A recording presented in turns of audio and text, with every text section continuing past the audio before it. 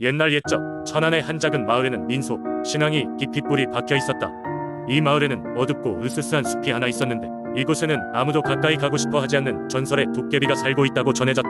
도깨비는 신비로운 능력을 가진 방망이를 가지고 있었으며 이 방망이를 휘두르면 원하는 것을 이룰 수 있다고 했다.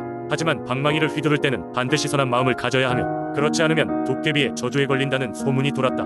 마을에는 한 젊은이가 있었는데 그의 이름은 강철수였다. 그는 모험심이 강하고 전설을 실제로 믿는 타입은 아니었지만 마을 어르신이 늘어놓던 도깨비 이야기에는 묘한 호기심이 생겼다. 어느 날 철수는 결심을 하게 된다.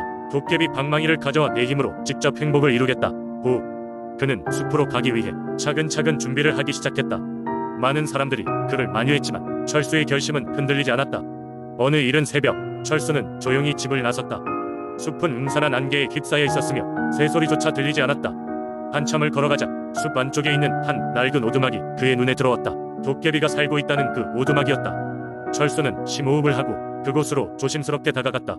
오두막 문을 열자 예상했던 것과는 달리 한 노인이 조용히 앉아 있었다. 노인은 미소를 지으며 철수를 바라보았다. 젊은이, 무엇을 위하여 여기까지 왔는가? 철수는 놀랄 수밖에 없었다. 저는 도깨비 방망이를 찾고 있습니다. 노인은 고개를 끄덕이며 말했다. 그 방망이는 쉽게 가질 수 있는 것이 아니다. 하지만 내가 너의 진심을 볼 수 있다면 도와줄 수 있을 것이다. 노인은 철수에게 숲속 깊은 곳에 은밀히 숨겨진 도깨비의 방망이의 위치를 가르쳐주겠다고 했다. 하지만 그 전에 그는 반드시 수많은 시험을 통과해야 했다. 그 시험들은 철수의 용기, 지혜, 그리고 무엇보다도 그의 진심을 시험하는 것이었다. 노인은 철수에게 첫 번째 시험의 장소를 가르쳐주며 말했다. 진정한 마음으로 이겨내야 할 것이다. 욕심이 앞서면 모든 것이 무로 돌아간다. 그 후 철수는 숲속 깊은 곳에서 많은 시험을 겪었다. 때로는 그의 길을 막는 환상들이 그의 마음을 시험했고 때로는 그에게 도움을 주는 신비로운 동물들이 나타나 곁에서 그를 도왔다. 마지막 시험에서 철수는 자신의 과거의 잘못과 직면해야 했고 이를 통해 그는 진정한 자신의 내면을 깨달았다. 마침내 철수는 숲종 소리가 들리는 곳으로 이끄는 길을 찾았고 그곳에서 도깨비 방망이를 발견할 수 있었다. 방망이를 손에 넣자 철수는 그 방망이의 아름다움에 매료되었으나 즉시 그를 노려보는 도깨비의 눈빛을 느꼈다. 그대는 방망이를 사용할 수 있다. 그러나 그 마음이 순수해야 한다. 방망이를 휘두르며 바라는 것이 누구를 위한 것인지 진지하게 생각하라. 철수는 그 자리에서 깊은 고민에 빠졌다. 그는 자신이 방망이를 통해 무엇을 얻고자 하는지 되뇌었다. 그리고 그 순간 철수는 자신이 그저 자신의 욕심을 위해 이곳에 왔다는 것을 깨달았다. 그는 방망이를 놓고 조용히 말했다. 이제 알겠다. 나의 행복이란 소중한 사람들과 함께 있는 것임을. 그 순간 도깨비는 미소를 지으며 방망이를 흔들었다. 철수의 눈앞에는 그가 사랑하는 가족과 마을 친구들이 나타났고 그 순간부터 철수는 자신의 욕심보다는 타인을 위해 살아갈 것을 다짐했다. 숲은 어느새 환한 햇빛으로 가득 찼고 도깨비와 방망이는 흔적도 없이 사라졌다. 그 후로 마을 사람들은 철수를 존경하며 그를 통해 많은 것을 배웠다. 천안의 숲 이야기는 대대손손 전해 내려가며 사람들에게 순수한 마음의 중요성을 일깨워주는 전설로 남아있다. 두 번째 이야기. 옛날 옛적 충주에는 마을을 지키는 신비로운 청룡이 살고 있었다. 이 청룡은 푸른 비늘이 햇빛에 반짝이며 그 크기가 하늘을 뒤덮을 만큼 컸다고 전해진다. 그는 물의 신으로서 마을의 강과 호수를 지키고 농부들에게는 비를 내리는 수호신으로서 사람들의 사랑을 받았다. 어느 날 충주에 극심한 가뭄이 찾아왔다. 들판은 갈라지고 강은 바닥을 드러냈다. 주민들은 모두 하늘을 올려다보며 비가 오기를 간절히 기원했지만 며칠이 지나도 비는 내리지 않았다.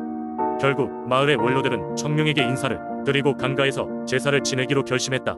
비가 마르기 시작한 지 열흘째 되던 날 마을 주민들은 강가에 모였다. 원로들은 정성스럽게 준비한 제물을 올리고 청룡에게 비를 내려달라고 간청했다. 그 순간 하늘이 찌푸러지면서 검은 구름이 몰려들었다. 천둥 소리가 울려 퍼지고 번개가 내리쳤다.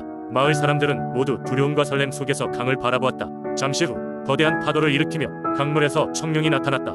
비늘에 반사된 번갯빛이 마치 별처럼 빛났다. 청룡은 하늘을 향해 거친 포효를 내지르더니 강인한 날개를 펼치고 하늘로 솟아올랐다. 그리고는 거대한 물줄기를 하늘로 뿜어내며 춤을 추듯 하늘을 돌아다녔다. 그러자 거짓말 같던 고요는 깨지고 물방울이 떨어지기 시작했다. 점점 붉어진 빗줄기가 마을을 적시며 대지를 적셨다. 땅은 다시 생기를 되찾았고 시든 나무와 작물은 물을 흠뻑 마시고 새로운 생명을 얻었다. 사람들은 신에게 감사하며 환호성을 질렀고 마을에는 다시 삶이 넘쳐 흐르게 되었다. 그 이후로도 청룡은 충주의 강과 하늘을 지키며 필요할 때마다 비를 내리고 가뭄을 해소하며 마을의 수호신으로 자리매김하였다. 주민들은 해마다 이 청룡을 기억하며 강변에서 축제를 열고 제사를 지내면서 오랜 시간 신앙의 중심으로 삼았다. 청룡은 단순한 전설을 넘어 충주의 기상과 자연을 설명하는 이야기가 되었고 충주 사람들의 마음속 깊숙이 자리잡은 믿음의 상징이 되었다. 그리고 이 이야기는 오늘날까지도 충주 사람들에게 전해져 내려오고 있다. 그곳의 땅과 역사를 깊이 이해할 수 있는 귀중한 민속신앙으로 남아있다. 세 번째 이야기, 옛날 옛적 전라남도 목포 해안가에 작은 어촌 마을이 있었다. 이 마을은 아름다운 해변과 풍부한 수산 자원 덕분에 자급자족하며 풍요롭게 살아가고 있었다. 마을 사람들은 오랜 세월 동안 바다 의신에게 감사를 표하면서 안전하고 풍요로운 조업을 기도하는 전통을 지켜왔다. 그 중에서도 가장 중요한 의식은 매년 봄 바다의 신에게 소금을 바치는 것이었다. 이 소금은 마을의 모든 가정에서 소량씩 모아 만들어진 소중한 것으로 마을 대대로 전해져 온 소금 제조법에 따라 정성껏 준비되었다. 어느 해 봄 마을에는 전대미문의 폭풍이 예고되었다. 마을 사람들은 삼삼오오 모여 대책을 논의했지만 두려움과 불안이 앞섰다. 이때 마을의 가장 현명한 노인인 김 할아버지가 나서서 이 위기를 극복하기 위해서는 바다의 신께 특제의 소금을 바쳐야 한다고 말했다. 그렇게 하기 위해서 모든 마을 사람들이 힘을 합쳐 예년보다 더 정성껏 소금을 준비하기로 하였다. 김 할아버지의 지휘 아래 마을 사람들은 세심하게 소금을 모으기 시작했다. 할아버지는 각 가정을 돌아다니며 이번 소금은 마을의 미래를 책임질 것이라고 당부했다. 사람들은 자신의 소유물 중 가장 값진 소금을 내놓아야만 했다. 그렇게 해서 모인 소금은 역대 가장 귀중하고 순수한 것이었다. 바다에 소금을 바치는 날이 다가오자 마을 사람들은 함께 해변으로 나아갔다. 파도는 여전히 거센 위력을 과시하고 있었지만 사람들은 두려움을 떨치고 의식을 준비했다. 김 할아버지가 해변가 좁은 모래밭에 구덩이를 파고 소금을 조심스럽게 묻었다. 마을 사람들은 손에 손을 잡고 구덩이 주변을 둘러싸고 기도하기 시작했다.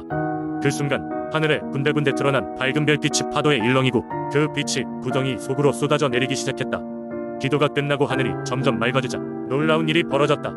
갓 묻은 소금에서 한 줄기의 물이 솟구쳐 올랐고 파도는 점차 잔잔해지면서 해변에는 황금빛 모래가 깔렸다. 그 은빛 모래는 이후에도 계속해서 해변을 덮었고 마을은 곧바로 다시 풍요와 평화를 되찾았다. 목포 해변의 황금 모래는 이렇게 생겨난 것이며 오늘날에도 마을 사람들은 해마다 봄이 되면 소금을 준비해 바다의 신에게 감사의 기도를 올린다. 이 전설은 후손들에게까지 전해져 내려오며 공동체의 힘과 정성의 가치를 상징하고 있다. 이제 목포 바다의 신앙은 단순한 민속신앙을 넘어 사람들 마음속에 깊이 새겨진 믿음으로 남아있다. 네 번째 이야기, 옛날 옛적 장대한 남해 앞바다에 위치한 거제도에는 바다와 깊은 인연을 맺은 사람들이 살고 있었습니다. 그들은 주로 어업과 해녀 활동을 통해 생계를 꾸려가는데 바다는 그들의 삶에 없어서는 늘 즐겨한 일부였습니다. 특히 해녀들은 깊은 바닷속까지 잠수하여 해삼, 전복, 소라 등을 채집하며 그들의 삶은 척박한 바다에 대한 경외와 도전으로 가득 차 있었습니다. 그러나 같은 바다는 때때로 사람들에게 큰 두려움을 안기기도 했습니다. 예측할 수 없는 바다 날씨와 갑작스런 해류, 변동은 해녀들의 생명을 위협하곤 했습니다. 그런 이유로 거제도 주민들은 바다의 신에게 제사를 올리고 해녀들에게 안전을 기원하는 전통을 갖고 있었습니다. 그 전설은 대략 다음과 같이 전해집니다. 굉장히 오래전 거제도 근처에는 이신가람이라는 바다 여신이 살고 있었다고 합니다. 그녀는 아름다운 얼굴에 아련한 미소를 띠고 있으며 물결처럼 유연한 긴 머리카락이 있었고 사람과 물고기 모두에게 자유로운 존재로 묘사되었습니다. 해신가람은 언제나 바다의 평화를 유지하며 거친 폭풍우를 잠재우고 해녀들이 안전히 바다에서 사냥을 마치고 돌아오도록 돕는 역할을 맡고 있었습니다. 어느 날 해녀 한 명이 급작스런 파도에 휩쓸려 해안에서 점점 멀어져 가고 있었습니다. 그녀의 동료들이 두려워하며 바다를 향해 기도했을 때 바다에서 신비로운 안개가 피어올랐다고 전해집니다. 그 안개는 차츰 물속으로 스미면서 해녀를 넓은 바위 위로 인도했습니다. 그 순간 해신가람이 물 위에 나타나 부드러운 미소를 지으며 해녀에게 안전하게 돌아갈 수 있는 길을 속삭였다고 합니다. 이 사건 이후 거제도의 해녀들은 조업 전후에 바다를 향해 간단한 제사와 함께 가람 여신에게 감사를 드리며 기원을 드리곤 했습니다. 매년 정해진 날에 해녀들은 가장 큰 바위에 해산물과 쌀을 올려두고 바다의 여신에게 자신과 동료들의 안전을 부탁했습니다. 주민들은 이를 통해 가람 여신이 바다와 사람을 연결해주는 존재로 자리매김하게 되었고 그녀의 이야기는 대대로 전해지게 되었습니다. 이러한 신화와 전례는 오늘날에도 거제도 임원 속에 흐르고 있으며 바다의 다양함과 두려움을 동시에 지닌 삶의 모습을 여실히 보여주고 있습니다.